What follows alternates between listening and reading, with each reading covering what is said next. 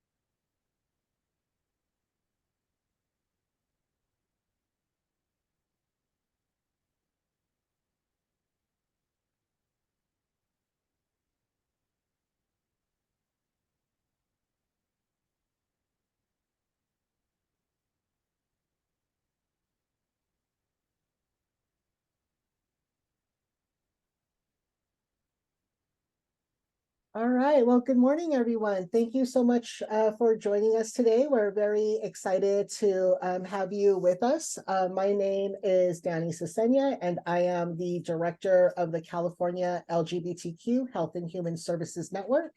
And we are excited to have joined with us today two very important people that we have been collaborating with, Kit Kwan and Krystal Harris from HealthNet. They are both here today to go over an insurance 101, as well as to provide any answers to questions you may have as you help out your local community members. So Kit Kwan is a program manager 3 with strategy and execution. They are the senior program manager for HealthNet with 10 plus years experience in the healthcare agent industry. And then Krystal Harris is the manager of operation. Krystal is compassionate, a caffeinated leader of forward-thinking teams. Caffeinated, that's right there with me. I feel like we can be best friends. And Krystal also loves dogs. So also a big part of my heart with my 2 pups. So I'm going to go ahead and pass it over to Kit and Krystal. If you have any questions, please feel free to use the raise hand feature, or you may also type in your question in the Q&A chat box. So with that, I'm going to hand it over to Kit and Krystal. Danny. All right, so Kit and I have this great PowerPoint to go through. We are going to start at the basics. That's where we always like to start. Let's start at the basics and then work our way up from there. Kit and I work together on many presentations for what feels like about 100 years now. So we have great scenarios to share with you as well, because I'm an advocate for not just reading a slide to a group, but also in real time, going through a scenario of what that could look like. That way we kind of bridge that gap rather than just reading definitions off of text. So Kit is the driver. So Kit, want to go to the next slide for us? And we're going to start with, how do I get insurance? So you need insurance. We should advocate for everyone to have insurance. We are yet to be a universal healthcare country, but we're getting there. So we're going to talk about how you can get insurance and why. Next slide. Okay, so what insurance should I get? It's probably question number 1, right? I think we're all pretty familiar with the variety of options that are out there. However, we're going to break it down a little bit more through this presentation. So first and foremost is employer plans. And that's pretty much means what it means, that you work for an employer, you're working full-time, or I believe 3/4 of full-time schedule qualifies you for health insurance, and your employer offers health insurance. They have enough employees through the company, and they offer it through a managed care plan, similar to HealthNet, Cigna, UC Davis, etc. And that's an employer plan. So if you are employed and you work full-time, this is an area that you should explore first and foremost. Always go to your employer and ask, hey, do you offer employee healthcare benefits? What do they look like? Can I get what is often referred to as a schedule of benefits, or you can call it an SOB. That's what we call it over here. And it breaks down what the cost of that care looks like to you as the employee. If you do not have an employer plan, we're going to go through the next two steps here, which of course are Medicare, Medicaid, and then Marketplace. Very high level, I'm going to go over eligibility requirements for Medicare. They're in the actual visual component here. So individuals turning 65 or over, you're already receiving SSI, and you'll automatically be enrolled into Medicare Part A and B. So first and foremost, those are really the top two drivers for Medicare. Of course, is SSI or age. There is I'm gonna pretend to do a little asterisk here. There are other qualifiers for Medicare. If you want to explore that, I would encourage you to go to the actual Medicare site. There are a few things that will qualify for Medicare with age out of the picture. And then, of course, we go over what Part A and Part B of Medicare look like. Again, to keep this high level and to not make anybody hang up on us, Part A is just hospital coverage, and Part B is medical coverage. And the way you can think of that is truthfully what it means is what it means. Medicare is very point blank. Hospital facility fees, right? So you go to an emergency room, you go to a hospital for care, and then the medical piece is your doctor component. It's how your doctor as an individual is reimbursed for the services that they provide. Kit, anything to throw in there about Medicare? I'm trying to keep Medicare a pretty high level to not scare anybody away. You got it. All right. Now let's go into the big one. Well, big two. Can't count. Medicaid and Marketplace. So these are your two options if you are not offered an employer-based plan, or if you've looked at your employer-based plan and you want to compare it to other options. So Medicaid is, of course, our state health plan. It is budgeted and reimbursed by the state of California right here. And if you want to qualify for that, we have linked what the qualifications are for Medicaid. It's typically income-based. There are also a few nuances very similar to Medicare where income, age, etc. just go out the window because if you have X, Y, or Z, you qualify right away. And that is for individuals that maybe you are part-time employed, maybe you are not employed, or maybe you're kind of in the middle. Right? You left maybe a job and you're still looking, or it's going to be a 30 to 60-day gap before you start your new role. Medicaid would be a great option to look into because what's really important here through all plans that we're going to go over is that you're covered. You always want to be covered in some way, shape, or form, even if it is at a very high level. Let's go into Marketplace, which is my personal favorite.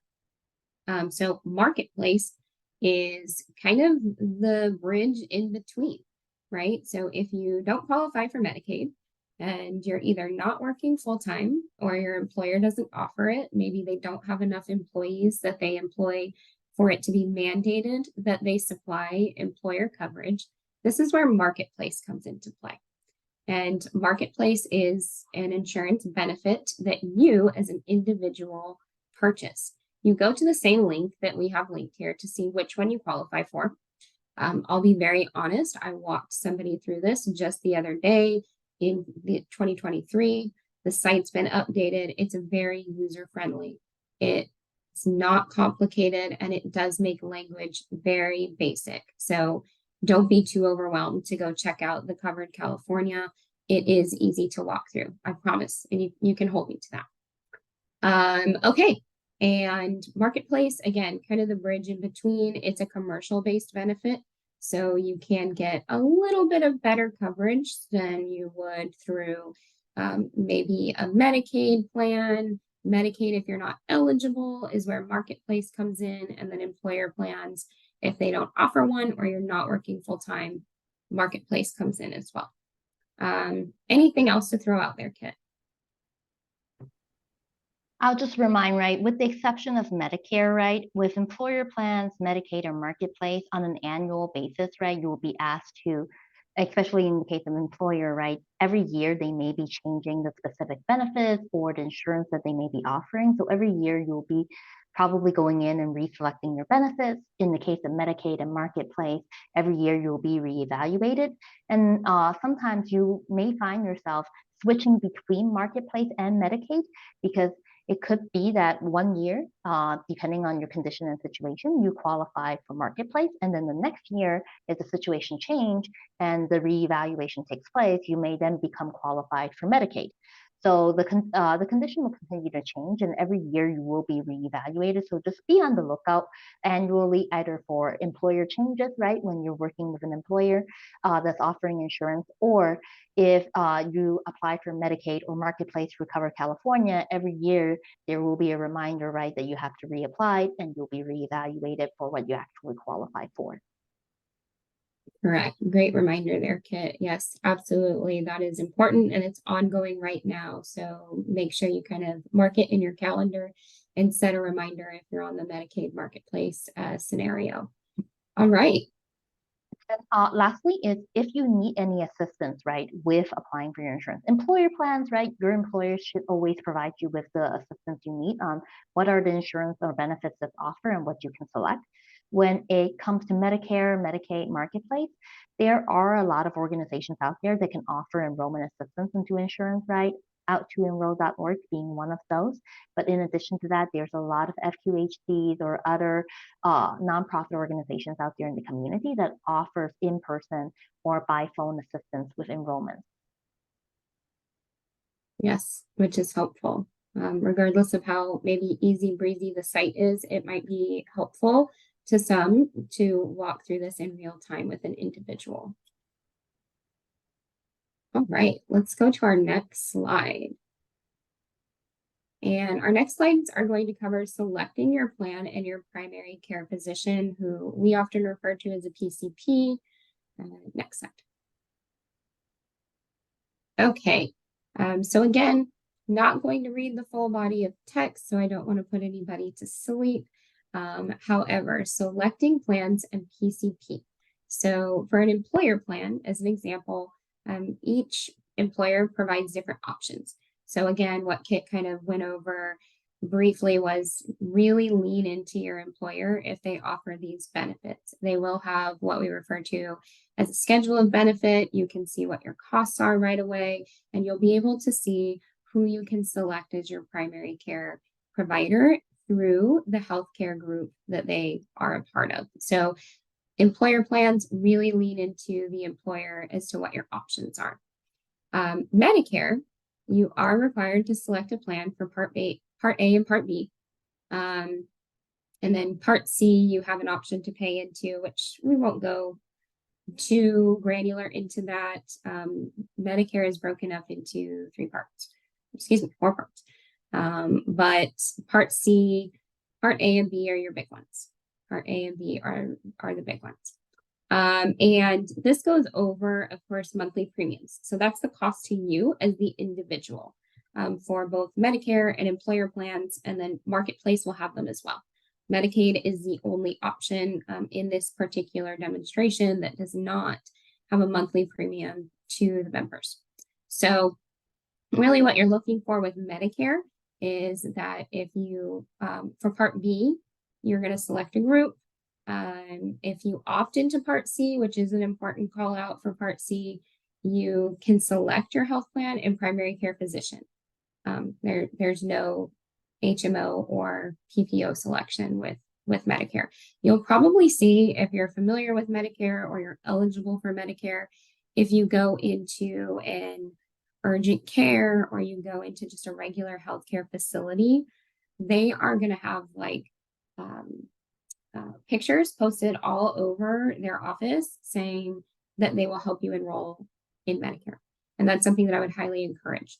If you are eligible for Medicare based off our previous slides, or you've done your own individual research, go into possibly a healthcare delivery system and they will also help you enroll and choose the right pieces that are right for you. So this Part A, Part B, Part C that we're talking about, healthcare delivery systems really will adopt that and walk through it with you. Medicaid. So when you are enrolled into Medicaid, you have the option to select a health plan. Health plan meaning, again, Health Net, Cigna, Anthem, Blue Cross, Blue Shield. Those are your health plans. It doesn't mean that they're all going to be eligible in your county, but that's just a definition of what a health plan is. And you do have to pick a PCP. Well, it'll be automatically assigned to you, but you do get the option to change it. So make sure you're aware of that if you do qualify for Medicaid. You will need to keep a hyper alert on who they initially select for your PCP and know that you are empowered to change it. You're empowered to change your PCP so long as they are in the network of your health plan. And last but not least, Marketplace. Again, depending on the selection, which the eligibility criteria will walk you through, or you can go into an in-person office, the premium will look different. So your out-of-pocket cost, depending on the health plan, or excuse me, depending on the plan that you choose, your premium will look different and be different. And you do pay it monthly.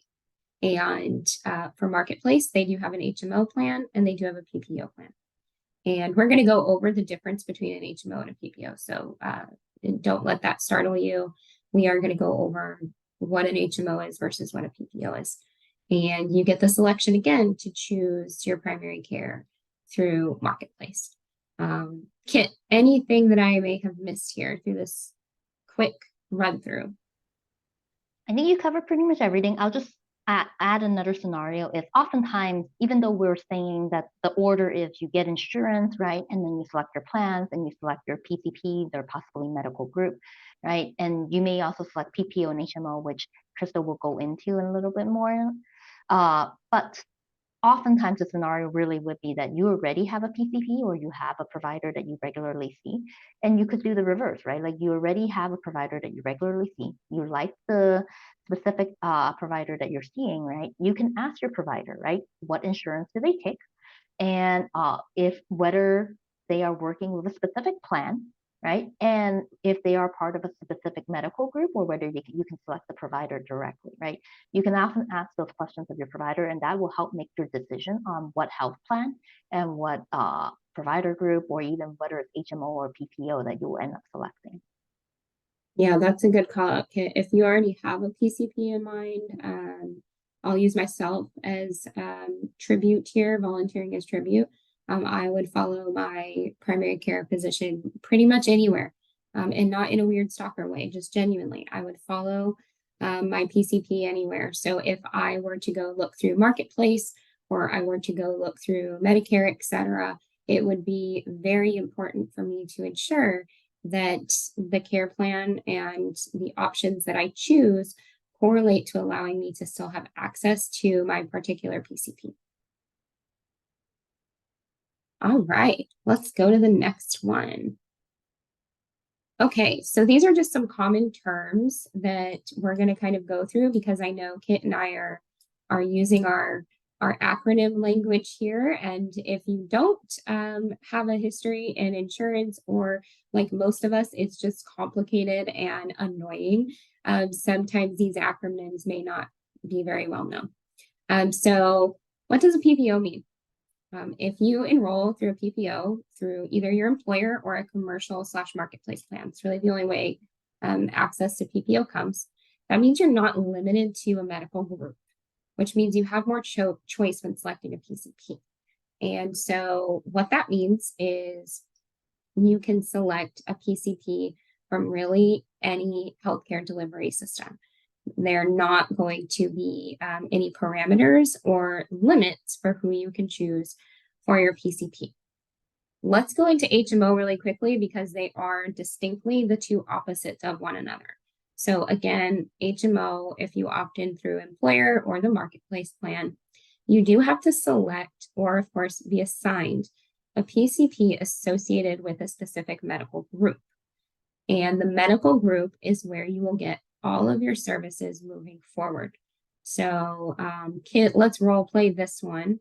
I'm in an HMO and I'm just going to give you guys the real deal. I go to Sutter. It's where my PCP is from, which means when I need a referral to get an x-ray, I have to go to Sutter to get that x-ray. But Kit, she has a PPO. So Kit, what would be the difference of accessing care for you versus me? Let's play the scenario first of the Sutter case of HMO. Let's pretend right now, right, that I have a broken knee, right? It's been hurting for probably 3 months already. I have an HMO.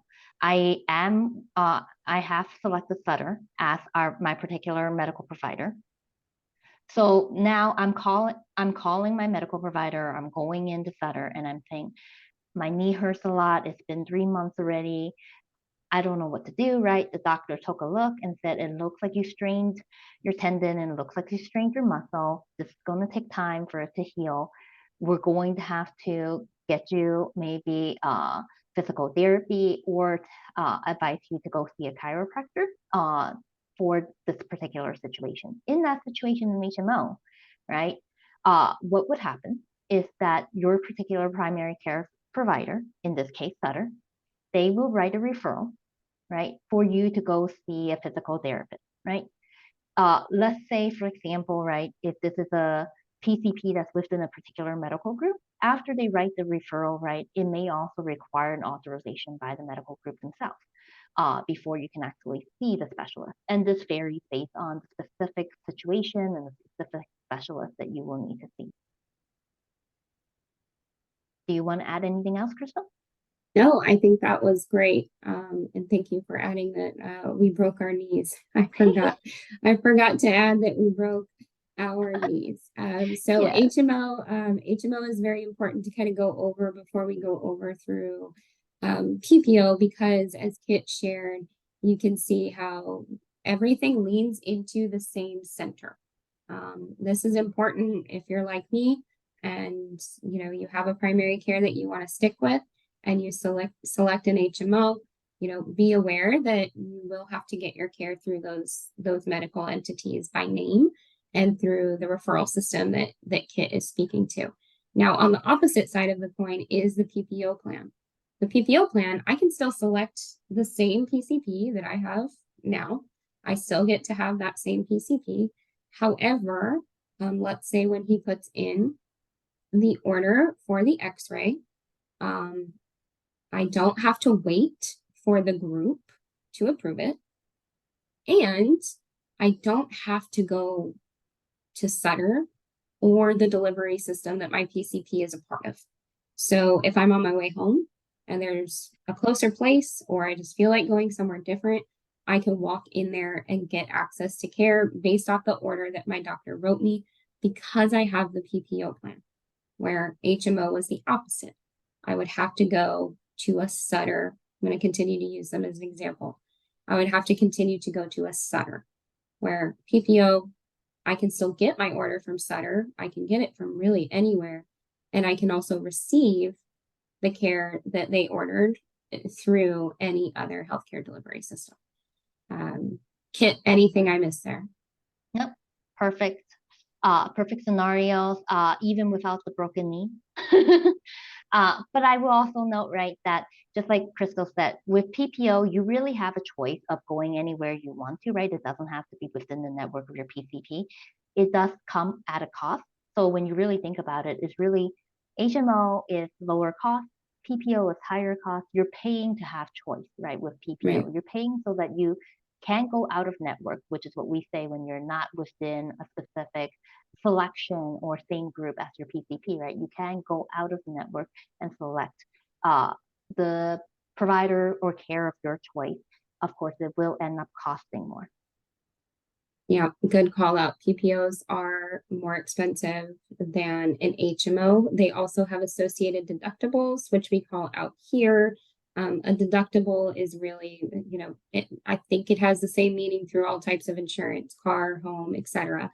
It's the dollars that you have to pay prior to the health insurance kicking in.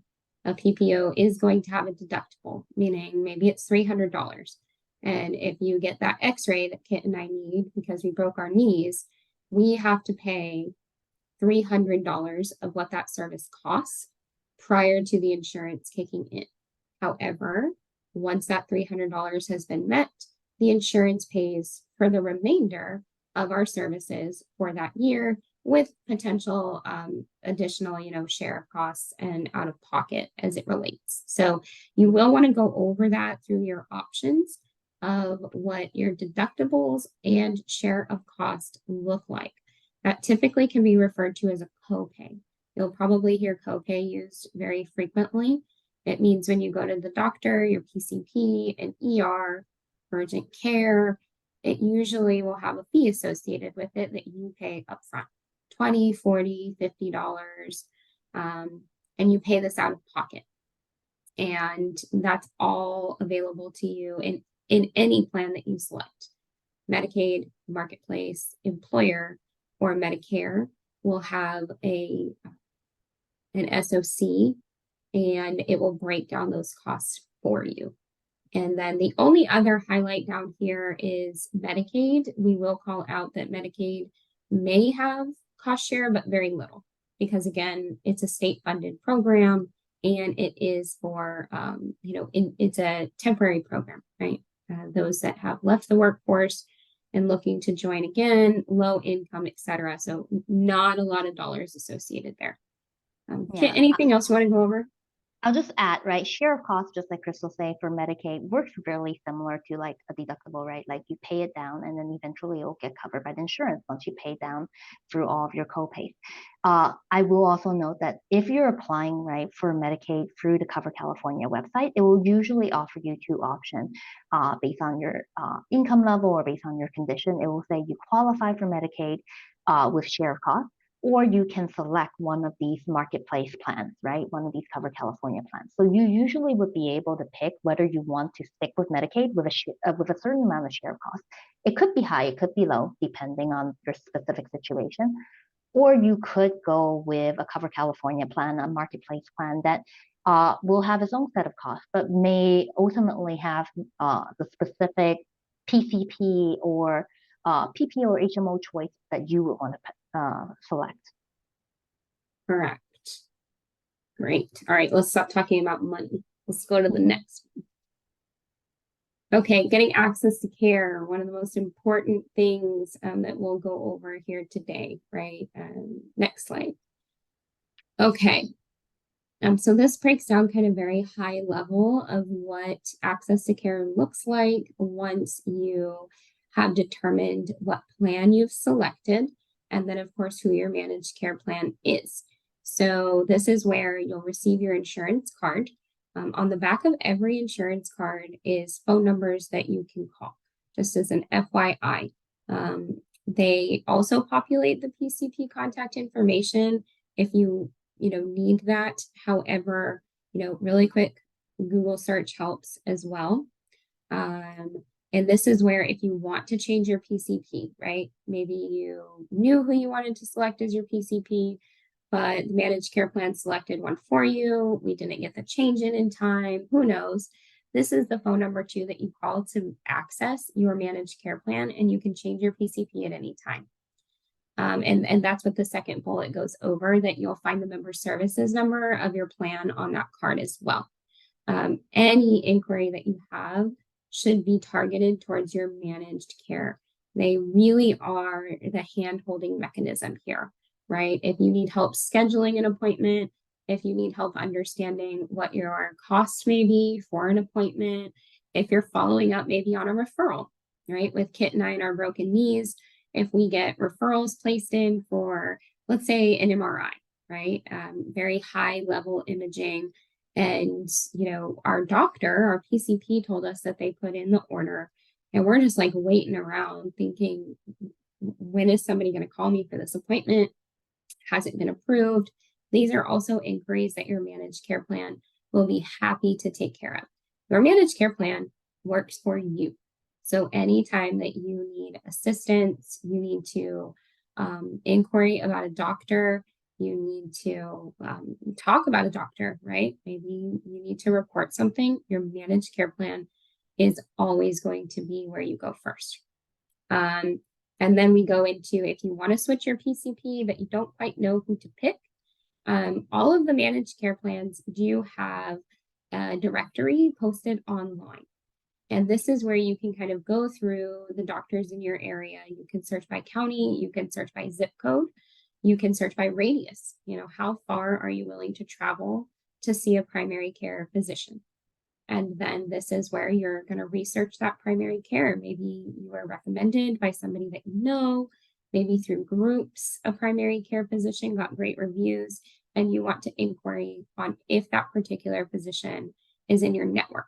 Multiple ways you can do that. You can call, or you can utilize the online benefits that most managed care plans offer. Anything I left out here, Kit? Nope, you got pretty much everything. I'll just do some quick best practices when it comes to working with your managed care plan. Like Krystal said, right, your managed care plan works for you. They will help coordinate the services. They will help answer questions and inquiries that you have. There are certain things that will help make the process a little easier, right, so that you don't have to keep calling back and forth. For one, right, make sure that when you're calling your managed care plan, right, let's say, for example, like in the situation that Krystal was talking about, we have a broken knee, we need to get an MRI. The provider already told you they already sent in the order, but you have been waiting forever and it never came down. You don't know when you can go get your MRI. Before calling your managed care plan, right, make sure, one, you have your insurance card with you, right? Because the very first question they'll ask is your insurance number. So make sure you have your insurance card so that you can answer that question and don't have to call back again.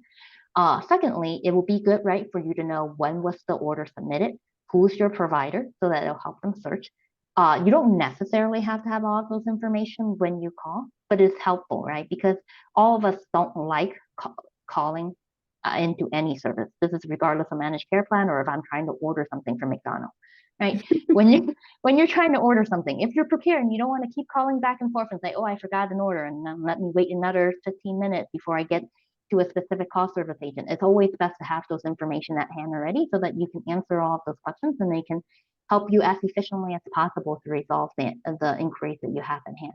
Secondly, is I will also remind, right, that all of your managed care plans should have language support services. So let's say English is not your first language, they will have language translation services available. It may take a little bit of time for them to get a hold of the interpreter, but they will have those services off and offer available if English is not your first language. Right. Great call, Kit, because we all don't like calling anywhere to get things done. Some managed care plans, just to throw out there, have ticketing services. So look for that too. If you're definitely an individual like me and Kit that don't like to pick up the phone and call places, some managed care plans do have ticketing systems. All right, next slide. Okay, so now we're going to go over for those already enrolled in Medi-Cal, which of course is the Medicaid program for California. Correct. And this we sort of touched on a little bit at the beginning already, as we were mentioning, right? With Medicaid and Marketplace, there is a renewal on an annual basis, and it's usually depending if it's Marketplace, there's usually an open enrollment period. If it's Medicaid itself, which we call Medi-Cal in California, you will usually get a reminder that it's time for you to renew your Medi-Cal application, depending on when you were first enrolled into Medi-Cal. So everyone's enrollment period in Medi-Cal is different depending on when you apply. So your renewal period will also be different. Now, the specific reminders that we want to put here is that because of the pandemic, right, there was a good 2 years, maybe a year and a half, where our state didn't really require the renewal application. They sent out reminders for renewal application, but honestly speaking, even if you didn't turn those applications in, it wouldn't have impacted your Medi-Cal eligibility. But this year, starting this year, this is now important, right? Pandemic is, I will put in quotation over, right? So the applications actually need it back. So if you are currently already enrolled into Medi-Cal or Medicaid, however term you want to use, you will be getting or may have already received a renewal application called redetermination package by our state. And when you get that, it's usually a yellow package or a white package, right? It's giant big envelope the size of a piece of paper that you'll get that's probably way too thick to make it comfortable for anyone to really want to look at. Once you get that envelope, right, inside there's a booklet that will give you details about services and your rights. You can put that book aside to read later. The application itself is really honestly probably 3 to 4 pages that you have to fill out. And most of the information is probably pre-populated for you already. If you already enroll into Medi-Cal, so it will already populate with your family member name if it's more than one person in your family that's in Medi-Cal. And it will also include maybe previous information that was placed in there for income or information related to your bank statements or other equity that you have. It will probably pre-populate already. What you need to do is really just review that application, check off any information that is still the same so that you can confirm that, hey, it looks the same. And for any information that has changed, you can mark that has changed and then update it with the updated information. For example, if your income has changed, then you'll update it with your newest income information. If you have a new family member, maybe you have a baby that just joined your family, you can add your baby onto that application as well. That are not, which I would assume if it's a newborn, you already applied for Medi-Cal. But as part of the renewal process, you would just add that family member in here as well. So it's just really more of verifying your information and then updating any changes of information. The reminder really is that this year, if you don't turn in your renewal application, right, that could lead you to lose your insurance, at least for the Medicaid insurance. What happens after you lose it? I would say that if you lose it, right, then you just have to start all over again, right? Like either you go through your employer, maybe you purposely didn't fill out an application because you now have an employer insurance, then you'll go for your employer's insurance. Or you can go into the Cover California website and apply for Medicaid and Marketplace all over again. And it may be that you'll qualify for Medicaid, or it may be that you'll actually qualify for Marketplace, depending on how your situation has changed. All right. So that's the last slide that I have. Probably the most boring slide of this entire training because it was just talking about Medicaid and probably doesn't apply to majority of the people. But all the least still important. Now, with all of this information done, Krystal, is there anything else you want to add? No, other than, we have some time left. If there's some questions, Kit and I understand and lean into that health insurance can be quite a beast. If it's, not your background, health insurance can be very annoying. So is there anything that we can help answer?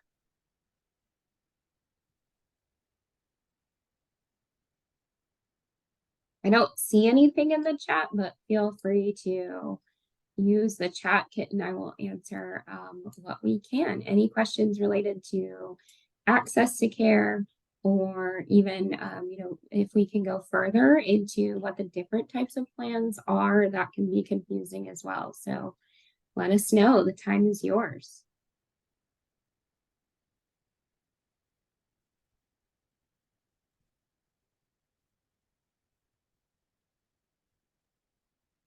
As we wait for folks, if anyone has any questions or comments or anything, we do have a 2-question survey that we would like to launch to obtain your feedback.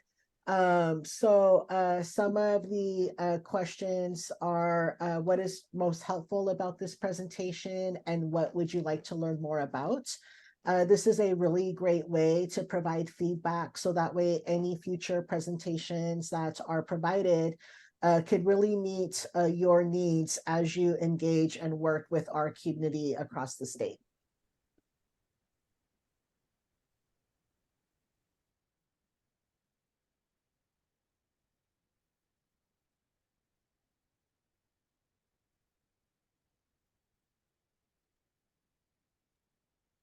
So I really want to take a moment to thank Kit and Krystal for your time today and really, not only making the time to present this presentation, but for also creating the slides and wanting to provide as much education as possible.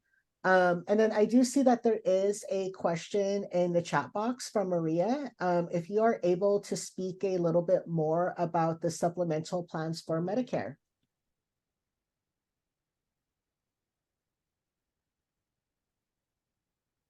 Sure. Supplemental plans for Medicare, as in adding in an additional service. That's also something that should really be looked at through, you can get that through an employer potentially. And then really it's kind of a marketplace environment because you don't need a supplemental Medicare plan, but you can get it. And it really should be through a policy that works for you. It's referred to as Medigap. So Medicare and supplemental insurance, and the supplemental insurance comes from a private insurance company.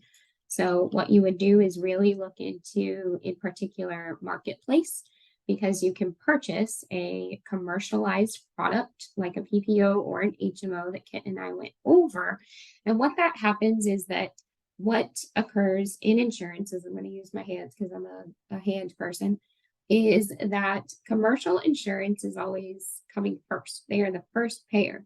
They are first in line, meaning if I have private insurance through Blue Cross Blue Shield and I have Medicare, Blue Cross Blue Shield is going to pay first.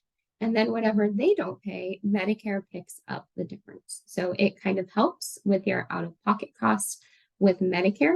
If your out-of-pocket costs for Medicare are too high, they're alarming, or the individual is just not comfortable with it, that's when you would look into a Medigap product, and you would look into private health insurance companies to help cover the out-of-pocket costs that are associated with Medicare.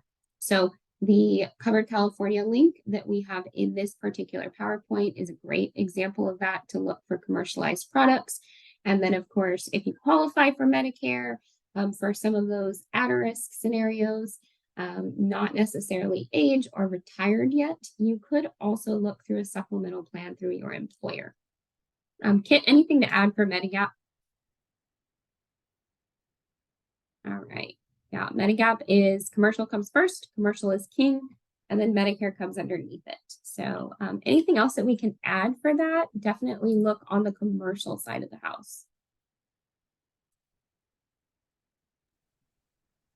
I guess I'll also add, since you were talking about the tier, is in the case of you have Medicare and Medi-Cal or Medicare and Medicaid, then it will work in a similar hierarchy fashion, right? But in this case, Medicare will come first, and then whatever does not cover will then be covered by Medicaid.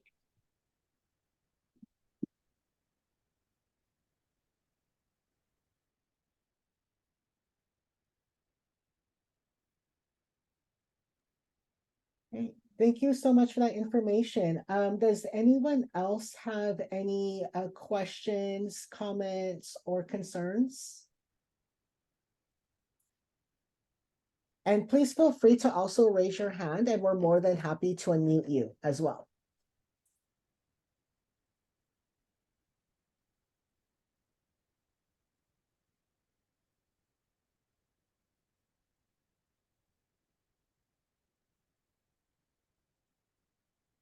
Great. Well, if there are no other questions, I will just like to remind folks to please take the survey. I have not closed it yet. We would love to know your feedback. And again, I'd like to thank Krystal and Kit for being here today. And this presentation is recorded, so it will be sent out to folks, as well as folks who weren't able to attend. And HealthNet will also have access to this recording, and we will put it on our website. So just really want to thank everyone again for being here today, and thank you again to Krystal and Kit. And we hope you all have a wonderful rest of your Wednesday. Thanks, everybody.